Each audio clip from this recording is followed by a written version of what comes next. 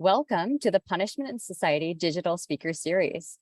Punishment in Society is a collaborative research network, or CRN, of the Law and Society Association. You can find past DSS talks on our website. Today, we hear from Robert Werth, who is an associate professor of teaching in the Department of Sociology at the University of Southern California. He will be discussing More Than Monsters, Penal, Imaginaries, and the Specter of the Dangerous Sex Offender. At the end of the talk, we'll have some time for Q&A. You can put your question or name in the chat at any time to get a queue going, or you can raise your virtual hand during the Q&A. As a reminder, we are recording this session, so if you do not want to be on camera, please feel free to post your question in the chat.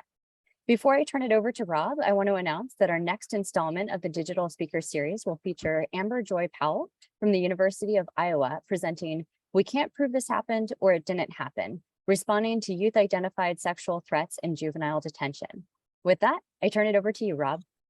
Okay, thanks so much, Ashley, for the introduction, for organizing this talk and the speaker series, and really like making the CRN such a lively space. We all know you do a lot, so thanks for that.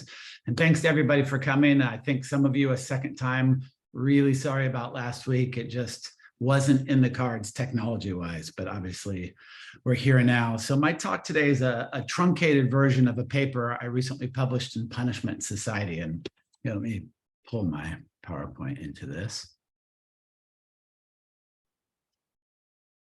There we go. Can we see the PowerPoint? Is it showing? It just went away. Oh, 1 second, sorry. How about now? Perfect. Okay, good. So the talk today and the paper in Punishment in Society have the same title, but I'm giving the talk with the assumption most people probably haven't read the longer paper. If you have, sorry, you might be a little bored today. I'll present for about 40 minutes and then Q&A, discussion, whatever sort of flows at that point. But before getting into the specifics of the paper, let me talk a little bit about the larger project from which the paper comes from, and then also talk a little bit about the methods and data that are the backbone for this paper. So the larger project was not focused on sex offenders. Rather, it was an ethnographic project looking at how people who worked for the California Parole Agency understand the mission and policies of that agency and how they go about enacting them. And I worked especially with ground level or field level personnel, whatever term we want to use, but essentially parole agents. And in California, they're called parole agents more than parole officers. So parole agents and their immediate on-site supervisors, who are called unit supervisors and assistant unit supervisors. And initially, I was focused on policy changes in the California Parole Agency, but also in the larger Department of Corrections and Rehabilitation that were emphasizing and calling for a focus on rehabilitation and reentry support. But as I got into the field with my interlocutors who worked for parole, my focus started to change, or I guess more accurately, my focus started to expand. And I'm guessing that's a familiar story to people who do ethnographic and qualitative research. You get into the field and new things and questions emerge. So with both direct and indirect nudges from my interlocutors, I got interested in the role of technologies in parole. Especially risk assessment instruments and algorithmic decision-making instruments. And in particular, I got very interested in the ways in which these technologies interact with parole personnel's understandings and assumptions about paroled subjects, about individuals on parole. So what happens within these socio-technical relations? How do risk algorithms on one hand and individuals' judgments, values, and affects on the other intersect and interact? And this includes looking at the entanglement and the complicated temporality between evaluations as what's going on in the current moment with a person. How do we evaluate them currently? And also predictions. What is that person going to do in the future? So that's the larger project. And to do this, I did ethnographic research with parole personnel in different locations in the state of California, and actually 9 different parole units around the state. And most of these units supervise traditional caseloads, so varied caseloads. But one parole unit was tasked with exclusively supervising individuals subject to GPS monitoring. Now, while this could include high-risk gang members, it almost exclusively was sex offenders that were supervised by this GPS unit. And within this GPS unit, I did field work with 7 different individuals, 5 agents and 2 supervisors.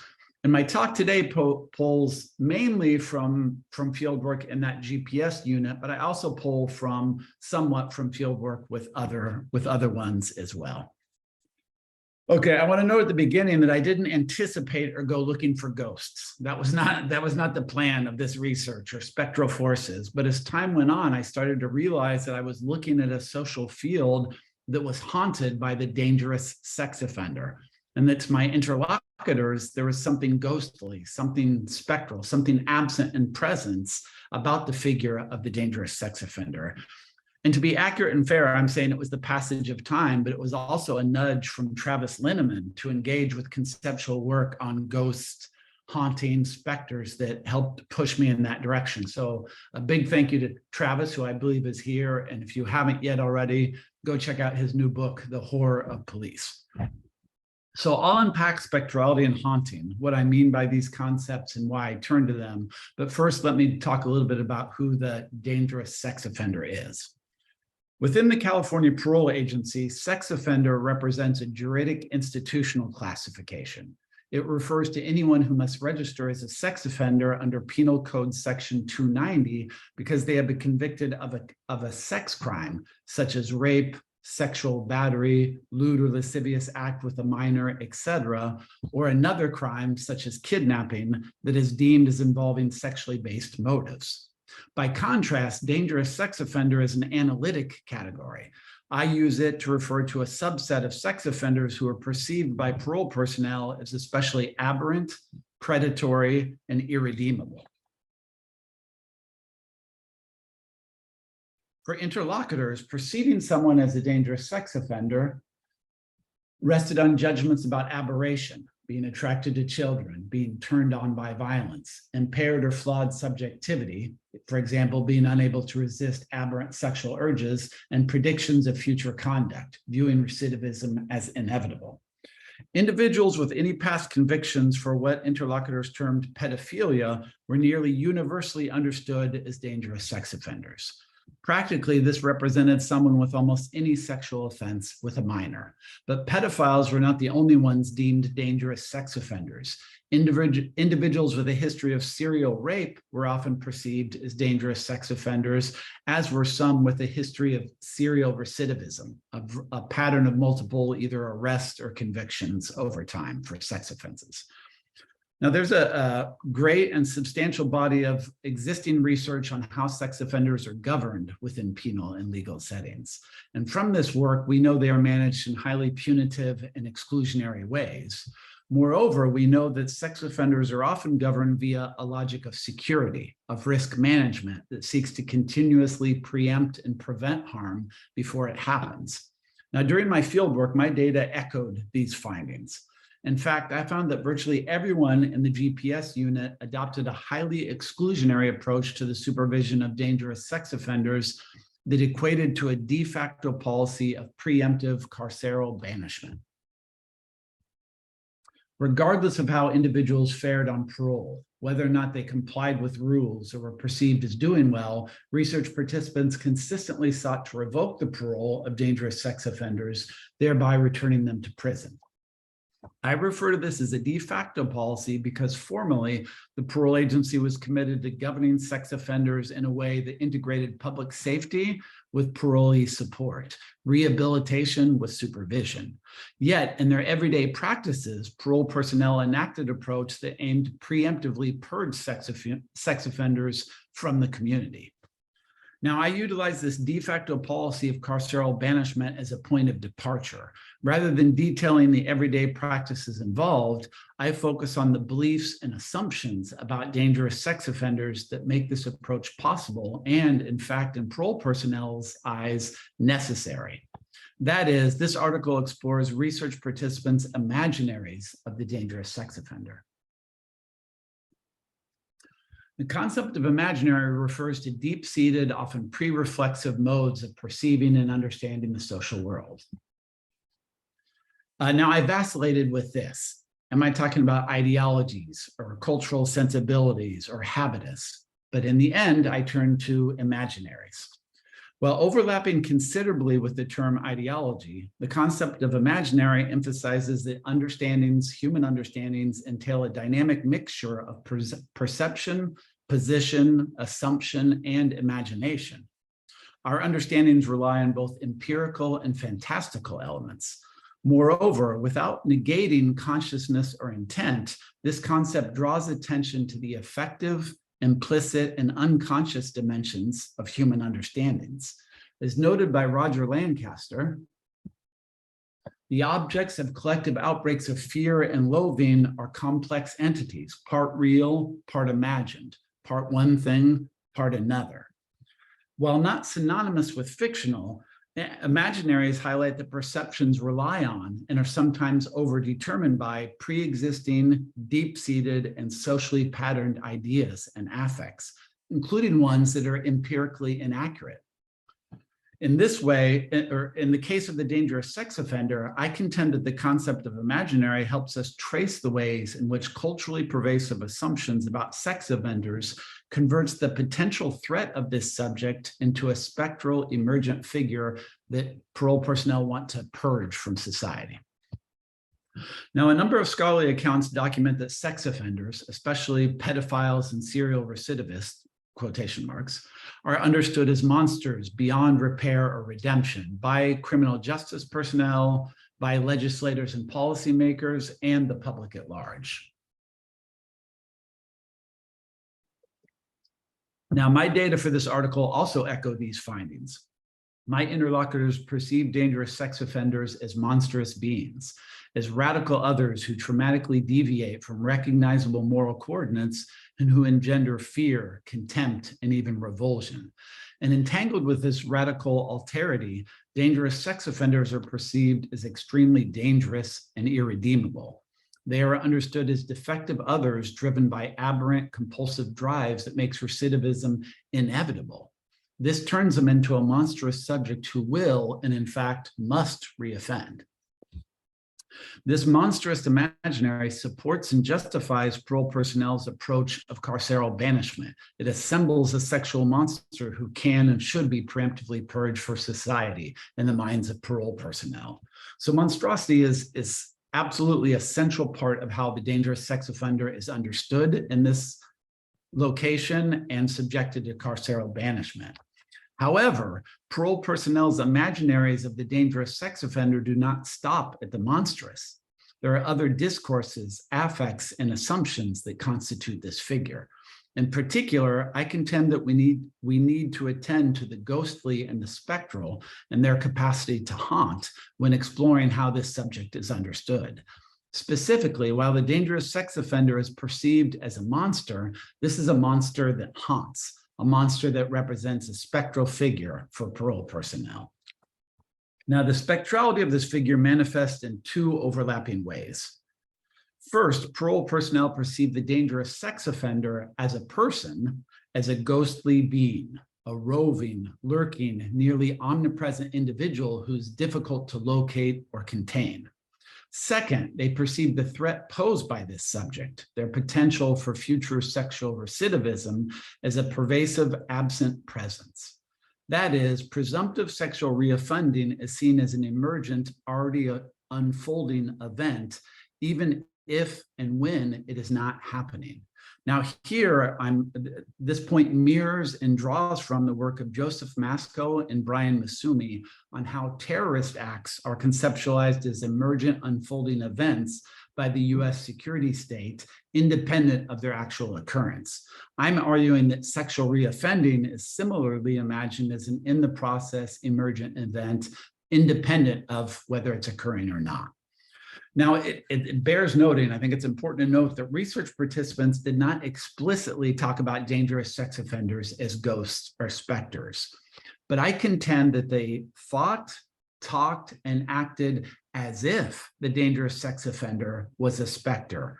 They thought about them as an apparition-like figure that was inexorably menacing, pervading, and haunting society. So I turn to the concept of spectrality as, for parole personnel, dangerous sex offenders and their threat represent haunting figures that trouble these distinctions between visible, invisible, material, immaterial, knowable, unknowable. Additionally, there's a temporal element as well. Dangerous sex offenders confound and entangle past, present, and future in unsettling ways. So here I'm turning to work on ghosts, specters, and haunting of various people, but in particular, or especially to the work of Jacques Derrida and sociologist Avery Gordon. While ghosts, spirit, specters, and haunting have long been topics of societal curiosity and concern, in the late 20th century, they emerged as theoretical topics and influential conceptual metaphors within academia. Work in this vein has sometimes been labeled the spectral turn, or more commonly, hauntology. This neologism, coined by Derrida, complicates ontology by replacing the priority of being and presence with the figure of ghost as that which is neither present nor absent, neither alive nor dead. Derrida conceives of a ghost as an always already absent presence. So ghosts or ghost-like things are entities or events that are both present and not present. They exist, or at least appear to, at the interstices of absent presence, visible, invisible, material, immaterial, and knowable, unknowable. As such, ghosts produce ontological and epistemic disjunctures. They confound knowledge, certainty, and categorization. Materially, ghosts tend to flaunt spatial boundaries and resist efforts to be located, contained, or removed. Further, they complicate the relationship between materiality and visibility, as ghosts can be invisible yet present, or conversely, visible yet immaterial. Now, ghosts also produce temporal disjunctions. They tend to put time out of joint. As Avery Gordon notes, haunting alters the experience of being in linear time, alters the way we normally separate and sequence the past, the present, and the future.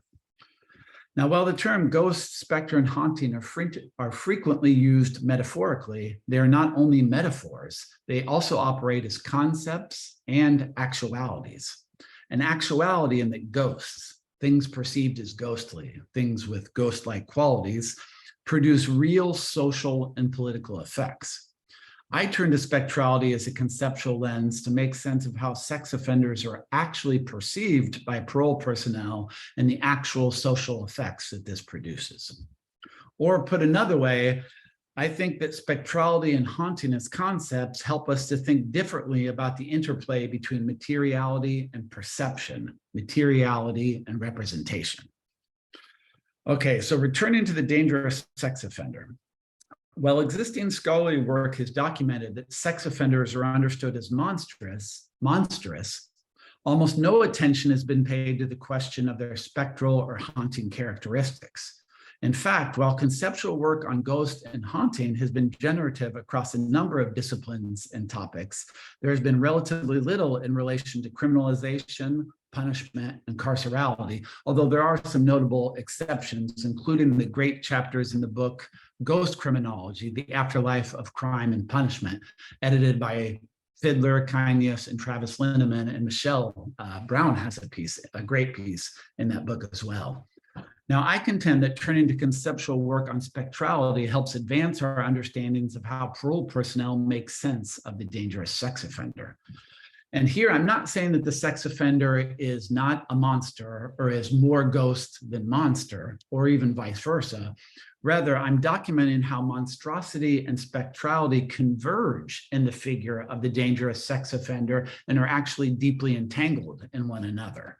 In particular, their spectrality stems from interlocutors' belief that this subject's monstrous, aberrant nature will inevitably manifest itself. As an irredeemable monster, the dangerous sex offender is imagined as the subject, as I said, who will and must reoffend. It is precisely this belief that they will reoffend, operating as an effective certainty, that turns the dangerous sex offender into a spectral figure. Now, it could be argued that the threat posed by anyone deemed dangerous or high risk represents a type of absent presence, something that has not yet occurred, but that is anticipated as highly probable. However, the dangerous sex offender is more than the high-risk subject. They are imagined as the subject certain to reoffend. This inflects their risk with a different quality. It is transmuted from something possible or probable to something spectral, something absent and present. And you can see the contrast in this slide here. So the reoffending of the high-risk subject is anticipated as likely probable, but it's understood it's not yet present. It may occur in the future, it may not, but it's not occurring in the current moment. But by contrast, I contend that the reoffending of the dangerous sex offender is understood as, because it's certain, it's understood as absent and present simultaneously. Absent because it has not occurred. Present because it is anticipated as an inevitable future fact. In fact, beyond believing that sexual recidivism is certain to transpire in the near future, parole personnel talk about, conceive, and act towards the threat of reoffending as if it is already in the process of occurring. Sexual reoffending becomes an unfolding emergent event. In this way, the dangerous sex offender represents the subject who is always already reoffending. Their sexual recidivism is always ahead of itself. For parole personnel, if a dangerous sex offender is present, so is sexual recidivism, regardless of whether it's materially occurring or not. Okay, so let me turn to some of the ethnographic data so we can bring a little bit more empirical into this largely conceptual discussion. Okay, so I argue that there are temporal, spatial, and epistemological elements to the spectrality of the figure of the dangerous sex offender. By figure, I refer not only to the sex offender as a person, but also to their presumed threat of sexual reoffending as an event. For interlocutors, the figure of the dangerous sex offender fuses together personhood and future actions. And this haunting figure transgresses or troubles established boundaries. And I start with temporality. All right, I argue that the absent presence of the dangerous sex offender plays out across a nonlinear temporality that traverses and ultimately folds together past, present, and future. First, the specter of sexual reoffending enjoins past and future. The past sex crimes of the dangerous sex offender are projected into the future. They are mimetically reproduced in an imagined future. But for interlocutors, this imagined future represents more than a possibility. It is understood as an inevitability, a definitive account of the future. In this way, the past does not just inform the future, it foreordains it.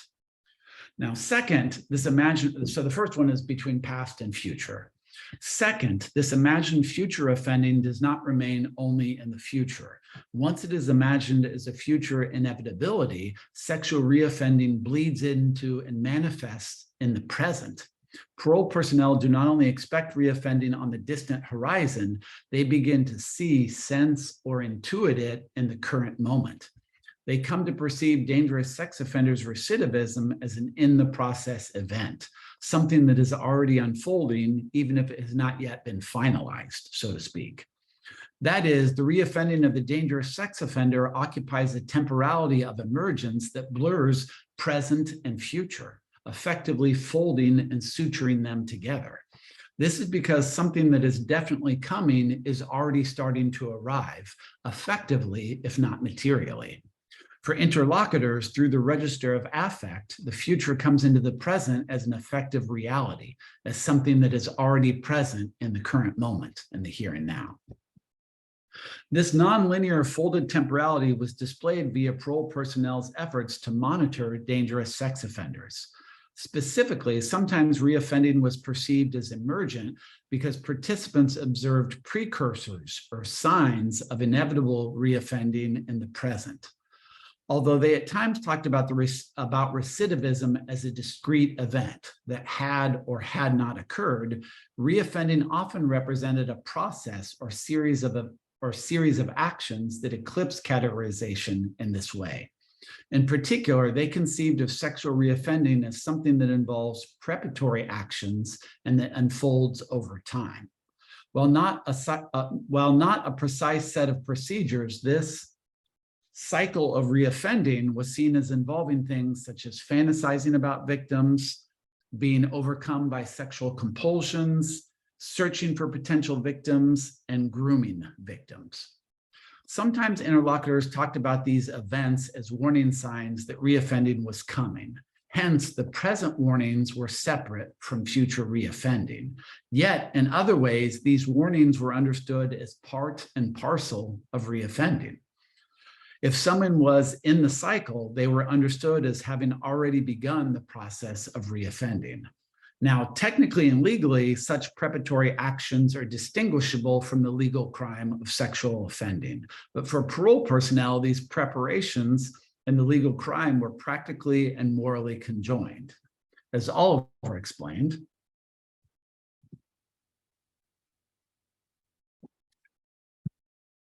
excuse me, if I can tell that someone is already in the cycle, that they've started the downward spiral that ends with them victimizing someone again, I don't need to wait for it to play out. It's already playing out. So you've got to act. There's a moral obligation, you know. And it's particularly in this part of the sentence, it's already playing out, where we can see the future spilling into the present moment, emerging into the here and now.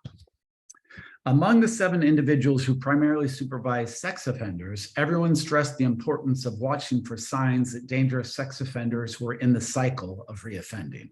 One way they did this was by regularly reviewing individuals' GPS tracks, a virtual record of everywhere that a person had traveled, displayed as a cartographic representation, as a map. When doing so, parole personnel would look to see, for instance, if someone had traveled to a neighborhood where a previous victim resided, as this might be a sign that they were fixating on or targeting this individual. Additionally, especially with pedophiles, participants look to see if individuals had spent time in or near areas where a significant number of children congregated, as this might be a sign that they were searching for or grooming victims. All right, moving on to the spatial dimensions of the spectrality. The spectrality of the dangerous sex offender also entails spatial elements. They are imagined as possessing a spectral mobility that escapes or resists spatial restrictions, boundaries, and norms. This spectral mobility applies to both the dangerous sex offender as a physical being, but also to their threat of reoffending as an event. Both are imagined as highly mobile, pervasive entities that, barring re-imprisonment, are nearly impossible to locate, impede, or enclose. Dangerous sex offenders and their crimes come to be seen as specters that are potentially, if not actually, anywhere and everywhere. Sex offenders on parole were subjected to multiple geographic regulations from the parole agency. For instance, as part of Jessica's law, individuals were prohibited from residing within 2,000 feet of a school or park, and many were prohibited from entering or passing near these areas by parole conditions. Further, many were subjected to electronic monitoring via a GPS ankle monitor. Yet interlocutors repeatedly noted that neither spatial prohibitions nor GPS monitoring guarantee that sex offenders will avoid these areas. While the electronic monitoring was active rather than passive, interlocutors saw this technology as something that merely documented movements rather than a tool that effectively curtailed or removed the threat of sexual reoffending from social space. In part, this is because the primary ways in which interlocutors used the GPS technology was to retrospectively review individuals' movements, to review their tracks, usually about once a week. But as Fred says, so what if I see they went to a park? I probably won't find out until days later, and at that point, it can be too late. Electronic monitoring was also seen as a limited technology because it does little to protect against reoffending in less public settings. While parks, schools, and other public spaces were areas of particular concern, parole personnel see the threat of sexual reoffending as something that radiates throughout the community and pervades both public and private spaces. For instance, as Amelia queried, even if we could keep them out of parks and schools, what about the backyard, the family get-together, or a relative's house? Despite spatial restrictions and electronic monitoring, dangerous sex offenders and their threat of reoffending were understood as spreading freely and invisibly, especially in areas that might be traditionally thought of as safe spaces. And here's an additional quote from Fred. We see these guys 2-3 times a week, sometimes in the office, sometimes where they live, and we track them with GPS, but we can't literally watch them all the time, everywhere, when they're in the supermarket or at a friend's house or just out for a walk. In this way, across different types of spaces, busy and quiet, visible and concealed, public and private, dangerous sex offenders were seen as bringing the threat of sexual offending anywhere and everywhere. While they are in prison, this threat is perceived as contained, as limited to the carceral realm. But as soon as they're released onto parole, this threat is unleashed. It is allowed to permeate and spread throughout the social field. And then the last dimension is the epistemological one. Now, as an emergent phenomenon, the specter of sexual reoffending complicated not just time and space, but also knowledge and its relations with visibility. As noted earlier, interlocutors claimed that the individuals they were supervising may have already sexually reoffended without it being detected by parole personnel. For instance, Thomas, a supervisor, noted, "We supervise these guys closely, but we can't watch them all the time. Some of them may be out there committing more sex crimes right now, and we just haven't caught them yet." Now, similar comments were made by a number of individuals during field work.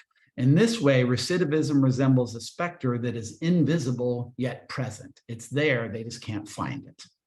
But this is not the only way that sexual reoffending represents an absent presence that complicates visibility. In fact, the inverse of this also occurred. The specter of recidivism became visible to parole personnel despite its absence, despite its non-occurrence.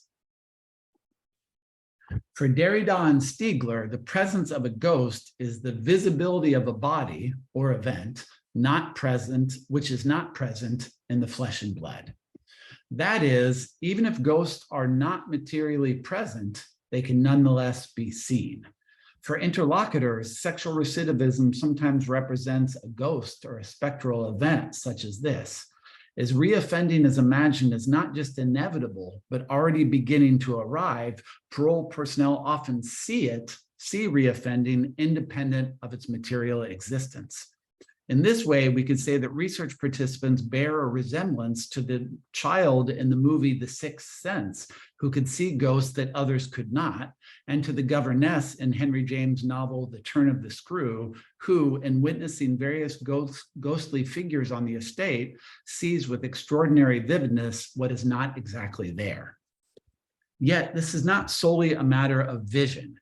In Derrida and Stiegler's conception, visibility is perhaps best understood as exceeding the ocular and referring to perception more broadly, to something that a person becomes aware or conscious of. Now, throughout the period of my fieldwork, interlocutors did not directly observe any instances of sexual reoffending by dangerous sex offenders, and nobody got rearrested for sex offenses. Yet, they routinely perceived and believed that sexual reoffending was occurring. Here are 2 quotes highlighting that. "Vicky, this guy is just off. I can tell whenever I meet with him. If he's presented with an opportunity to reoffend, he will. In fact, I'm worried that he already has. And what's going on is that he feels guilty and is worried he's going to get caught. And then Richard, sometimes you just know, man, you just do. I can't fully explain it, but I've been doing this job a long time. And sometimes you just know that something has happened, that a switch has been flipped. And you know, these guys are compulsive and they can't change. And you just know they're out there again reoffending, or they're about to."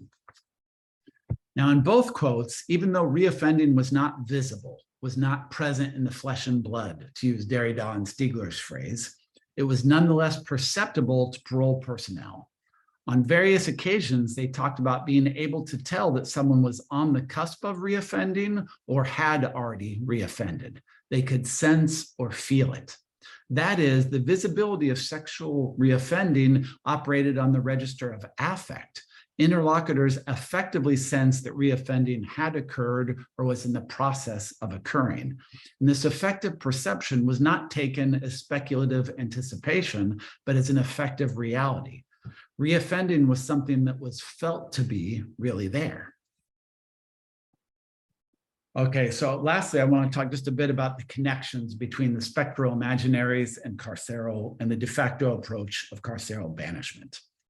So the specter of the dangerous sex offender represents an intolerable, haunting force in interlocutors' imaginaries, one that engendered worry, fear, and dread about the intense harm that sexual violence inflicts on survivors, loved ones, and the very fabric of society.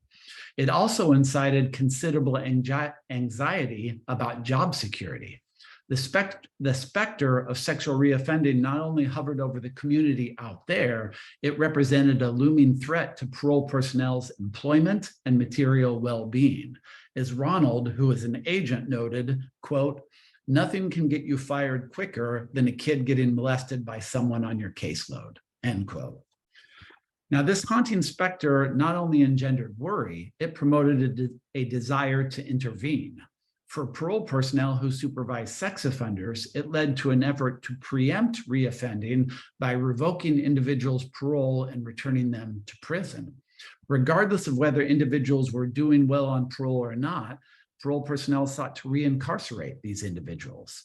Practically speaking, this meant that participants sought to discover either a new crime or a technical violation, such as missing a curfew, violating a spatial restriction, or missing a scheduled meeting, and then use this violation to recommend that the person's parole be revoked. And here are two quotes speaking to that. Thomas, if I can get one of these guys sent back to prison, either on a new charge or on a technical violation, I've had a good day. I've made society safer. And then Oliver, if they mess up at all, I recommend revocation. It seems harsh, but you don't want these guys in the community. Nobody wants them in the community. It's just not safe having them out there. So across the 7 individuals in the GPS unit, if a dangerous sex offender violated any parole condition, any parole condition, whether considered serious or minor, participants almost always recommended that the individual be reincarcerated. An approach that seeks to re-imprison sex offenders, regardless of their conduct while on parole, resonates with the goal of incapacitation. It also reflects a logic of risk management, of security, that attempts to continuously preempt and prevent harm.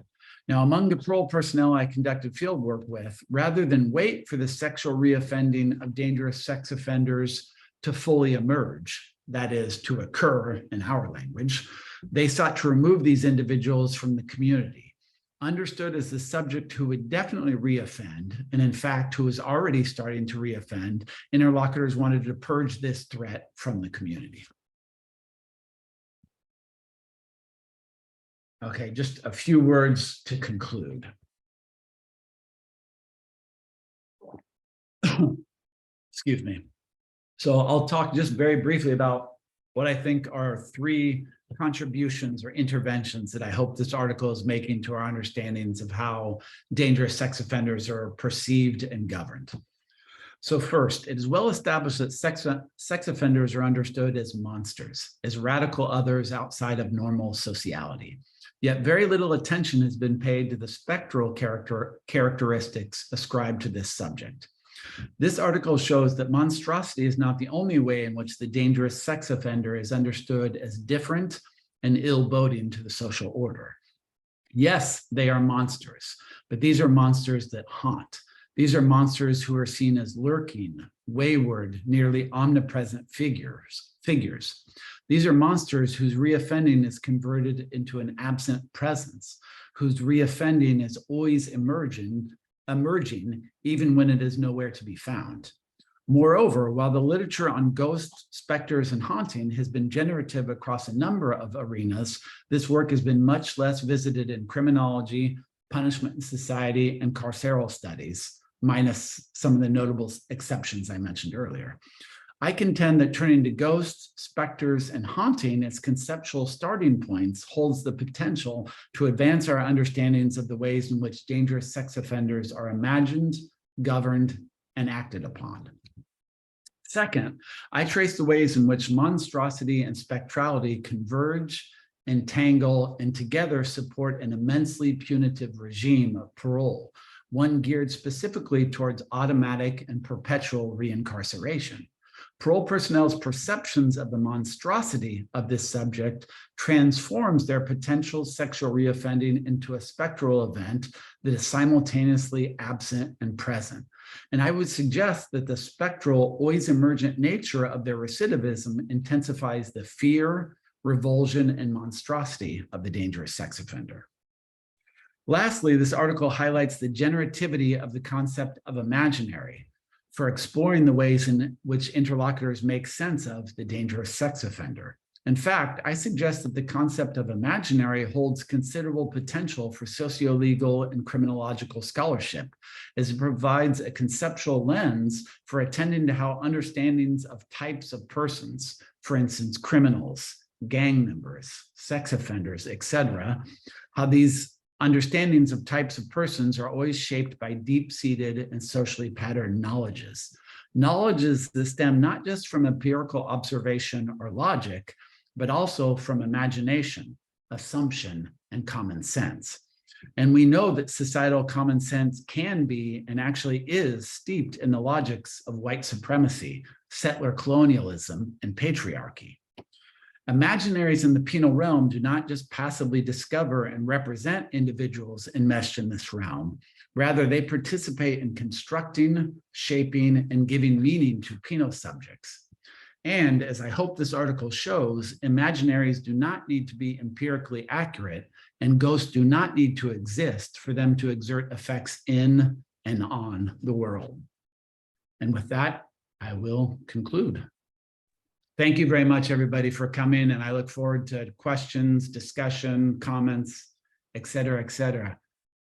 Wonderful. Thank you so much for that great talk. Everyone, please join me in a virtual round of applause. So we now have time for some questions. And remember that the recording is on. So if you don't want to be on camera, please feel free to post your question in the chat. But yeah, I'll go ahead and open the floor to any questions or comments. Brendan, go for it. Hi, Robert. Thanks so much for this really great talk. I actually wrote my BA thesis about sex offender residency restrictions, and I've often thought that what happens to sex offenders is often the leading edge of things that are going to happen to other people who are accused of crimes and convicted of crime. And so I think it's a really important and sort of frontier space to study. And that sort of leads me to my question, which is, to what extent are the way these parole agents viewing sex offenders different than the way they view other, maybe the comparable group might be like violent offenders in which sex was not involved? I mean, are sex offenders different in kind? Like, is the specter, is the spectrality totally different than the way other people who are convicted of crimes are viewed by these parole agents? Is it different in degree or kind, is basically what I'm saying. Is it an extreme version, or is it a wholly different type of thing? Yeah, that's a really good question. And I'll have some things to say, but let me say up front, that's a really good question that I'm still thinking through. And I don't think I have a great answer, but I have more to say than that. Although, because I wish I could claim, you know what, I just did field work with the parole agents who supervise sex offenders. So I leave it to the rest of you to figure out that question. But I did field work with parole agents across the spectrum. So I need to have something to say. I need to be thinking this through. I think there can be, and maybe were, some cases of non-sex offenders, but who are perceived as just monstrously violent, is so irredeemable that I think there starts to become something spectral about them as well, about their figure, because they're seen as so certain to reoffend. And I think it's a combination of the certainty of reoffending with the amazing amazing is the wrong word, with the deep and profound otherness of sex offenders, the like radical alterity of the sex offender. I think it's those two things combined to then essentially create something that's a little bit spooky and has to be worried about. And like, I don't know where they are right now, so they might be out sexually offending. In fact, I think they are. I think there were a few cases where somebody who was not a sex offender, but they were perceived as a monstrously violent offender, started to approach similar views. But by and large, I would say this kind of spooky, spectral, like just this feeling that these people are anywhere and everywhere, I mostly pick that up with sex offenders and not so much among the other parole agents I did field work with who are supervising non-sex offenders. So I think a couple times, yes, mostly no. And I think it's perhaps something about how in our current moment, in the last 50 years or last 30 years, sexual reoffending, particularly sexual reoffending against children, is seen as somehow one of the biggest, if not the most profound tear you can do on our social order. So I think it's that radical alterity and the dangerousness that changes this subject into somebody who's always already reoffending. That's what I think, but I'm not done thinking this through. And I think it's a great question. Thanks so much. Awesome. Do we have other questions? Dale, go for it. Hi, Rob. Thanks for the great talk. Very interesting.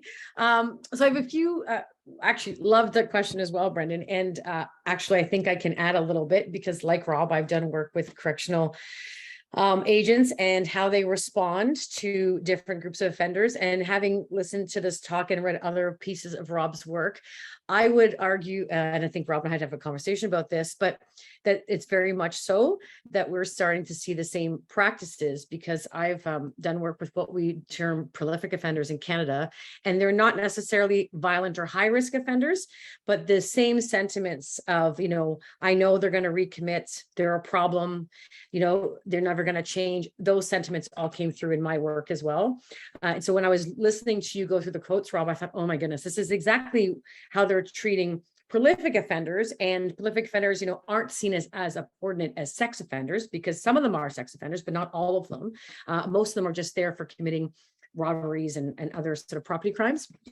But there's still the same sentiment of they're going to recommit, they can't change. So I think it's a really interesting parallel that maybe we can have a conversation with further. And sort of also coming from that, and I don't know if this is going to come out as a question, Rob, it's just more thinking what you said, but when you're talking about this imagery and them imagining these people to commit crime, it really starts to make me think about the whole notion of uncertainty. So we know we've gone from this idea that we're managing through risk, right? We're all aware of that.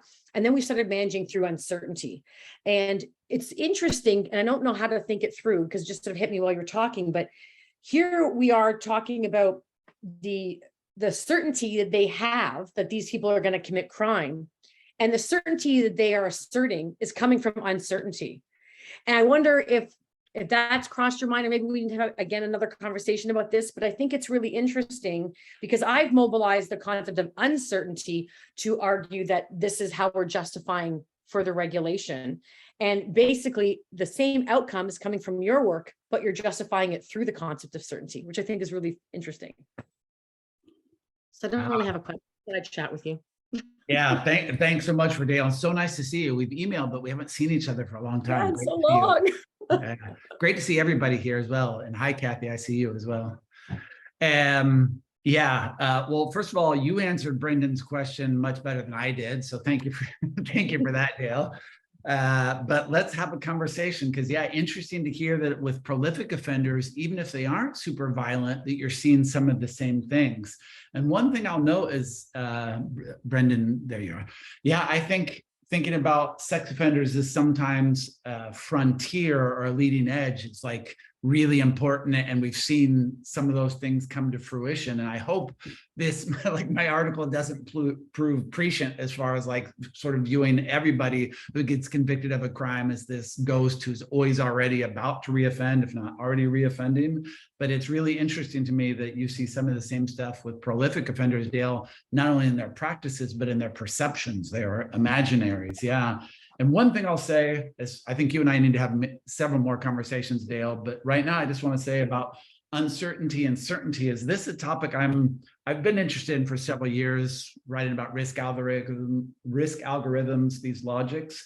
But I sometimes wonder if, as social scientists or scholars or whatever, if like sometimes we're going too much with the terminology and the language of actuarial science, who says, well, this risk stuff is governing through uncertainty and it's trying to calculate how certain or uncertain, and like trying to focus too much on the newness of the actuarial, of the algorithmic, of all these things, and not paying enough to how this has always been a realm suffused with perceptions of dangerousness, suffused with racialized assumptions about who is and isn't always a danger, whether they're in the criminal justice system or not, right? The way in which Black Americans, Native Americans, Indigenous people have often been criminalized and expected to reoffend even before they get into the criminal justice system. So I think like a lot of times the logic is less actually a logic of risk and uncertainty, and it's a lot more reliance in our realm, the penal criminal justice realm, a lot more reliant on the logic of threat. Right. And threat is always certain whether it occurs or not. So I'm sure I need to be scared about leaving my window tonight and I need to close it. Whether somebody comes in the window or doesn't come in the window is immaterial to it. It's a threat to have the window open. So I'm thinking a lot less about the logics of risk and actuarial science and more about threat and dangerous. I mean, Mary Douglas told us a long time ago, what often passes as risk is often just concern about old-fashioned dangerousness. But Dale, to be continued. Let's have more conversations. Yes, for sure. Thank you. Awesome. So we have a few things in the chat, but I'm going to go first to Hannah, and then we'll go back to the chat. Hi, thanks so much for this talk. This is fascinating and gives me a lot to think about. In my mind, I was connecting your conversations to the medical legal term of sexually violent predators that legitimizes civil commitment, and looking back at that diagnosis, like the spectrality is part of the diagnosis. It's written of which makes the person likely to engage in predatory acts of sexual violence if not confined in a secure facility. So I'm curious how you're seeing kind of like the medicalization of deviance and civil commitment, because your ethnography is happening in a different space. I'm curious kind of how you see those things connecting, if it's the exact same kind of imagery, but being played out on this very extreme end of indefinite commitment. The way that, I mean, I just remember so vividly, like being in the law library as an undergrad. I lived in Washington State and having to go get the mental illness book off the wall rather than the criminal, rather than the crimes, to figure out what are they talking about? Where did they get this? So your ideas of spectrality are really resonating with me. So I wanted to bring that piece into the conversation and ask you how you see those ideas connecting. Yeah, that's a great question, Hannah. Thank you. And I think somewhat similar to Brendan's question, I don't know enough yet, perhaps about what's going on in the medicalization of this. So I still need to think it through, but that won't stop me from saying a few things, just like with Brendan's question, just because, like, for instance, I've read Stefan Vogler's work about the sexually violent predator. He has an amazing article about this, which I think is great.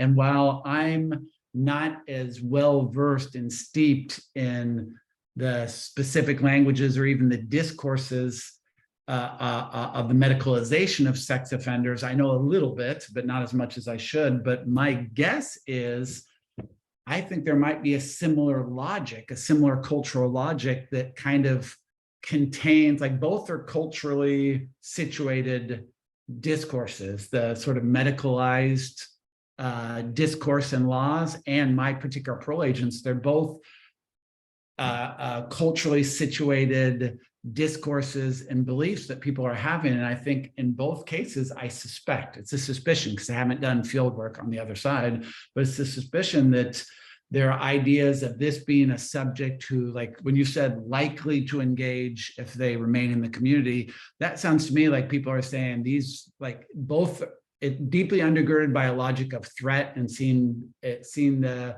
sexually violent predator, the dangerous sex offender, whatever we call them, as an extreme threat who, like, we just anticipate will reoffend at some point. They just won't be able to help themselves. And for instance, I wonder if in the medicalized discourse, the term is sexually compulsive, while my parole agents just use the term predatory, but they're kind of undergirded by the same thought. But that's my preliminary thoughts on your really good question. Maybe you and I have a future conversation as well. I think there's a lot of overlap there that would be really fascinating. And I'll just leave you with like one quick quote that is just like stuck in my brain for way too long, of a hearing that was basically to decide whether or not someone would become a sexually violent predator. And the review board member said, "We don't know what he's going to do if he gets out. He hasn't had a chance to." And just like the way that is just really overlapping with what you found is really resonating with me. So thanks so much for your work.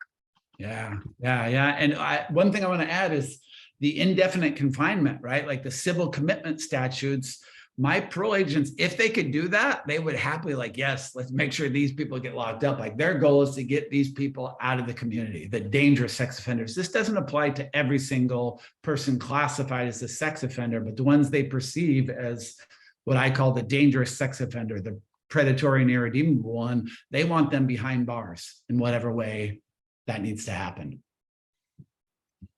Looks like we have another question from Dale. Go for it, Dale. Yeah, just, sorry, quick question. So you don't have, because I'm in Canada. In Canada, we have a legal instrument in place so that if you feel as though the predator, they're still predators and they're unsafe, you can actually put an application in. It's called an 810, which is actually a peace bond, but it's an 810. And you can use this 810 to ensure that these sex offenders, or whatever, in our case, it's not always sex offenders, don't have conditions on them. So you completed your time, you've done what you're supposed to do according to the courts, and still we're like, we still think there's something wrong. It's usually used for sex offenders, but not always. And then we put an 810 on them. And then when they get out, they have conditions on them and they still have to report back, even though they haven't committed a crime and there's absolutely no sentence attached to them anymore.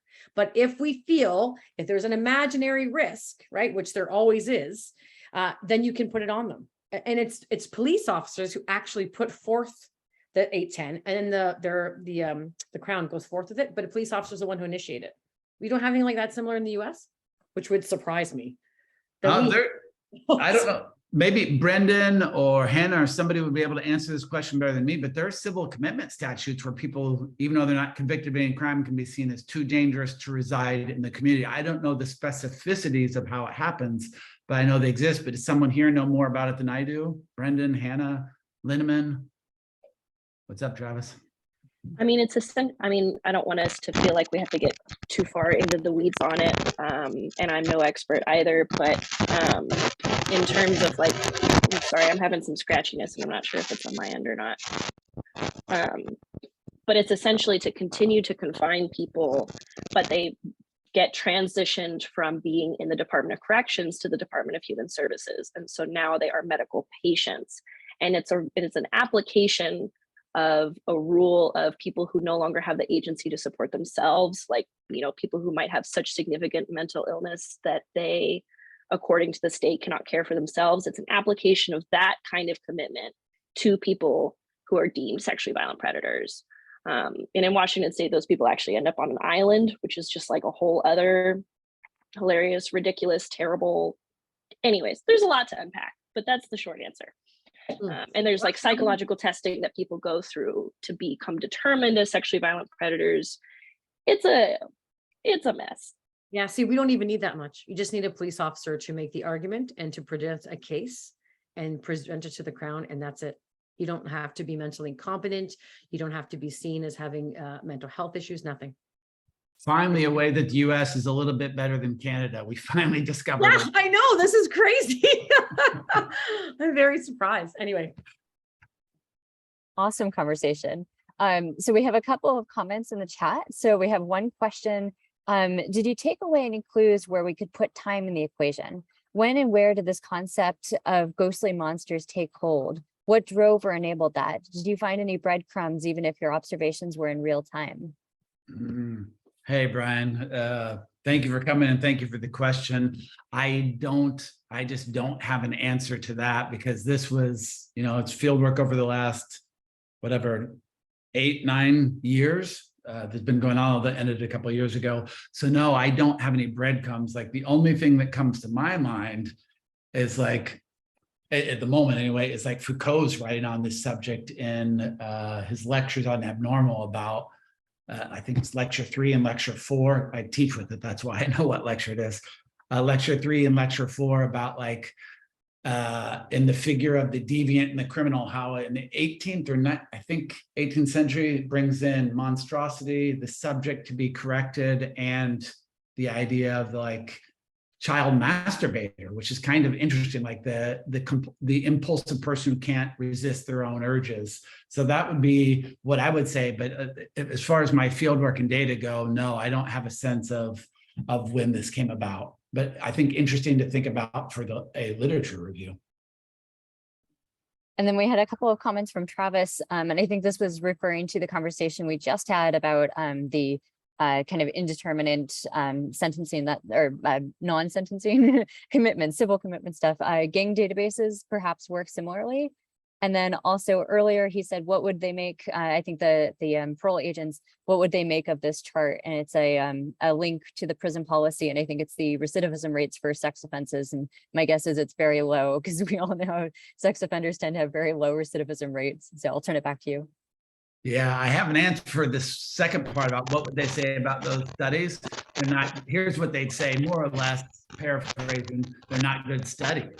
You know how hard it is to actually detect people engaging in sexual reoffending because they can do it anywhere, and they may do it far away from our prying eyes. They may do it when they get off parole. And some of them would even had conversations like, even if somebody doesn't reoffend while on parole, they're going to reoffend differently. And they probably didn't reoffend on parole just because I was watching them so closely. Yeah, some of them probably did reoffend, even though I was watching them so closely, and we just never caught them, and they got away with it. They, like the agents in the GPS unit anyway, were deeply, not only suspicious, they were deeply suspicious and fairly hostile to the idea that recidivism rates of sex offenders are low. And if they are real, they view it as the success of parole, but largely they don't think they're real. There's a little bit about that in the article, but go ahead, Travis, sorry. Yeah, and I'm sorry, because we've talked about this. The thing I keep coming back, I have personal experience. I carried a caseload of sex offenders for 5-6 years probably. And this is something I think if we were honest, we would put in the news, right? Sorry, Travis, we can't hear you very well. There's both static and you're a little soft in your volume. Oh, okay. All right, feel free to put more in the chat. We had another comment from Michelle. So good, Rob, and urgently needed. I just taught Renfro's Stranger Danger and Ilya's work on abolition and the sex offender this morning. I need more advice on how to teach this, although like you, I think it really gets us deep into the alterity of the spectral penal imaginary. But I have to leave in order to teach. So at some point you might follow up with her. And then she also recommended this film, untouchablefilm.com. So if folks are interested in that.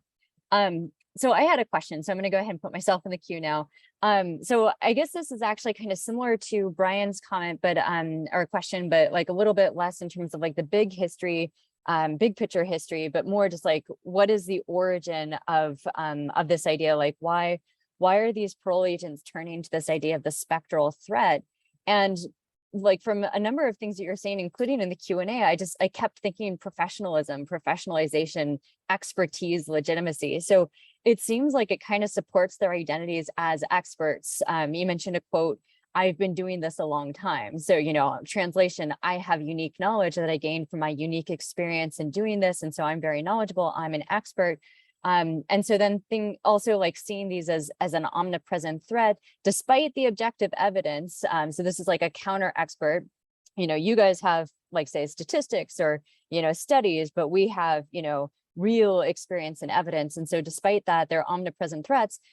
This also justifies their positions, the kind of social need for their job. So it's sure sex offenders have kind of measured very low recidivism rates, but we know that they're, very high offenders and that they're very dangerous. So our jobs are necessary to society in order to protect society from these things. It's also a really interesting rebuttal. Like I could imagine a hypothesis that this arises historically, specifically in kind of rejection of the statistical risk-based algorithmic predictions that kind of emerged over the 80s and 90s. And this, of course, makes me think of Mona Lynch's work on the her article on the crime fighters versus waste managers, how they kind of turned that law enforcement kind of, I'm going to hit the pavement. I'm gonna, what is it, like leather on the pavement. I forget the phrase, but you guys know what I mean. Like the traditional cop on the beat, kind of doing the traditional work of being a cop. So even though they're parole agents, seeing themselves as cops, and that kind of, you see this in the crime shows all the time. Like, well, I have a sense about this guy. It's my gut. It tells me this person. So all of that, like, I am an expert through my experience, to some extent through my training, but mostly through my experience and my interactions with these people. And so for me, this is just like screaming this kind of like professionalization, knowledge experts, and like the legitimacy and kind of shoring up their position. So I don't know what you think about that, but that was just like screaming in my head for me. Yeah, no, and I think that's going on. And actually, let me give you it'll have to be a paraphrase, not a quote, from one of the agents in the GPS unit. Actually, he was, I think, a supervisor, the person who I think I call Richard. I remember at one point having a conversation about what's the goal, what's the purpose of parole, how are they intervening in the community? And Richard told me, he's like, you know what? We actually are kind of the most important people in the criminal justice system, parole agents. He's like, you've got police. He said, we're the most important and doing the most dangerous job in the criminal justice system. Because he said, you've got prison, which is, of course, a bit dangerous, but everybody there is already locked up. They're not a threat to anybody except other people in prison. And he kind of made that sound like it's no big deal, like it shouldn't matter. So you got prison, and those people locked up. Then you got police, but most of the people the police interact with are just everyday good citizens. By contrast, this is all paraphrasing. None of this is direct quote. Us, by contrast, we have to supervise some of the most dangerous people who are out in the community. So like we are these guardians, like a thin blue line, except maybe it wouldn't be blue because that usually refers to police, but they are like, he saw them as these people who were immensely important to guardians of public safety and of watching the ones who we know have already proven that they're dangerous, and many of them will prove it again. Yeah. And I think, like this idea of professionalism, expertise, this kind of thing actually somewhat feeds this, because they would say again and again, these guys are so messed up, right? They're so monstrous. So they sometimes use the word monstrous, many times didn't, are so messed up, they can't help themselves to reoffend. They're just wired that way. But that comes from this idea that like, we've been doing this a long time. So we know when somebody's just a little bit messed up, right? Or messed up in the past and maybe wants to get back on the straight and narrow, or maybe more than that.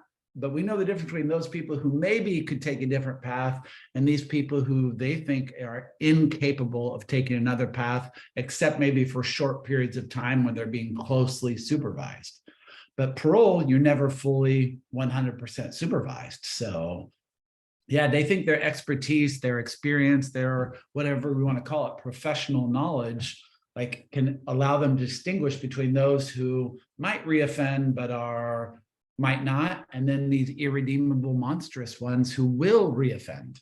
Yeah, absolutely. Super interesting. And I'm also wondering, like, to what extent is this a California thing? Because of course, the Correctional Officers Union, their tagline is "We walk the toughest beat." And so is there this like competition among law enforcement people in California, who has the hardest job, who has the most dangerous job, or is that something we just would see nationally? Okay, so we have a couple of other comments. Let's see, thanks, people leaving. Travis, abjection might be at work here. This sort of revulsion trumps risk in quotes and abjection in quotes, even if they know that recidivism stats are in fact correct. Did you want to? Travis is left, but let me say one thing is Some of them might, if they were pushed, although they displayed skepticism of those stats, but to the extent that one or two people are like, well, maybe they're semi-accurate, but guess what? That's only because parole was somewhat effective, but at some point, they just won't be able to help it. So yeah, like I think he makes a good point there. It's like they're so other that even if the stats are temporarily correct, ultimately they won't be correct. Awesome. And then we have a follow-up from Brian. After Ashley, zoom in similar to my question. When were the observations again, please? After all, reports from Lancaster, Gruber, and others suggest we're onto a phenomenon up to the mid-70s, and especially the 80s. These parole officers can't have been doing this for that long, can they? Although Gruber throws tracers back to the post-slavery US South in the 19th century and into Jim Crow. These observations, it began as my dissertation. So 2010, I think, is when I did a long period of field work of like 16 months of ethnography with parole agents.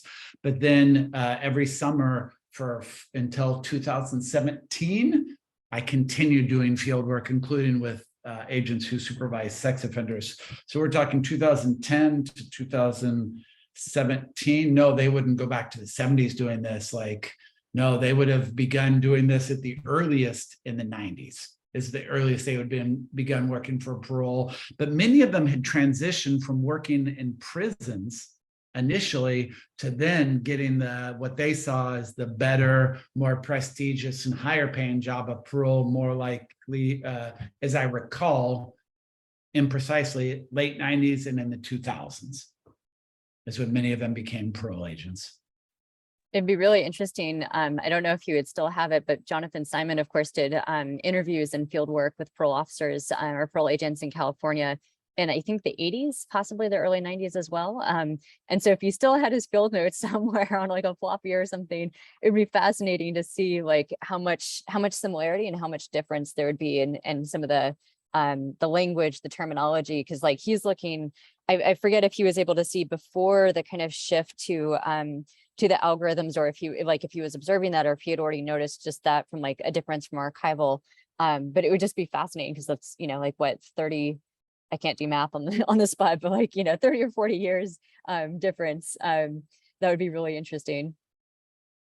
It's 30 years. Yeah. Wow. That's amazing. Yeah. That's such a great book. Jonathan's book is such a great book. Yeah. Other questions? Either feel free to put them in the chat or raise your hand. Kathy just raised her hand. I thought she was going to get me with a question. Oh, go for it. It's partially a question, partially like some reflections that I'm still working through, but the whole time through your talk and through people's questions, I've been thinking about like embodiment and like the corporeal nature of like perhaps how sex offending feels different than other types of offenses. And maybe that's why it seems like permanently red in like the being of people who are sex offenders. And then that they take around with them to different places, that they take between different like time periods and whatever. So I know there was a quote that you brought up that was like about spectrality of like, you see ghosts even when they're not present. And I was wondering how you've been thinking about like maybe bodily signifiers or actions or practices that are read as like the inherent monstrosity of these people. Like how are parole officers like reaffirming to themselves that like there is this constant threat present? Like what bodily like practices or whatever are they taking as signals of that like constant threat? Oh, that's a good question, Kathy.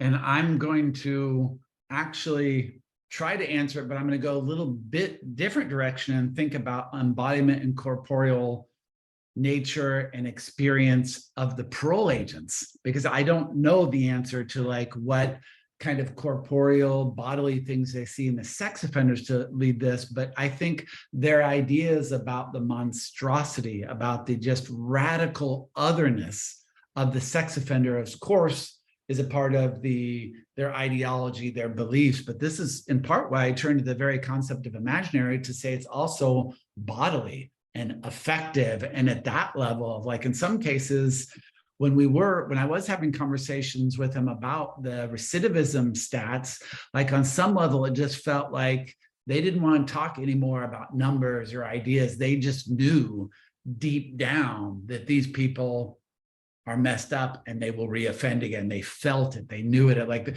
that's in essence, that's why I turned to the concept of imaginary as opposed to ideology, even though they're so overlapping, to focus on how much of this is embodied knowledge for the parole personnel. So like the embodiment, the corporality, or the affect is the term I often use. The implicit or affective elements are for the parole personnel. I can't really speak to or remember specific bodily things they commented on about the individuals on parole, but this sort of knowledge, this certainty, I say that they are going to reoffend, is actually an affective certainty. It's an embodied, implicit kind of knowledge that they just know they're going to reoffend. So I think it is very important to pay attention to embodiment and corporality, but of the parole personnel. Awesome. Any other questions or comments? Okay, so I think we're going to go ahead and close. So once again, please join me in thanking Rob and congratulating him for a fantastic talk. So yeah, I realized my hands were not showing. I was clapping down here. Anyway. Thank you everybody for coming. I thought it was going to be Ashley and I, since we tried last week and it didn't work, but really grateful and happy to see people here today. So thank you for coming and nice to see you all.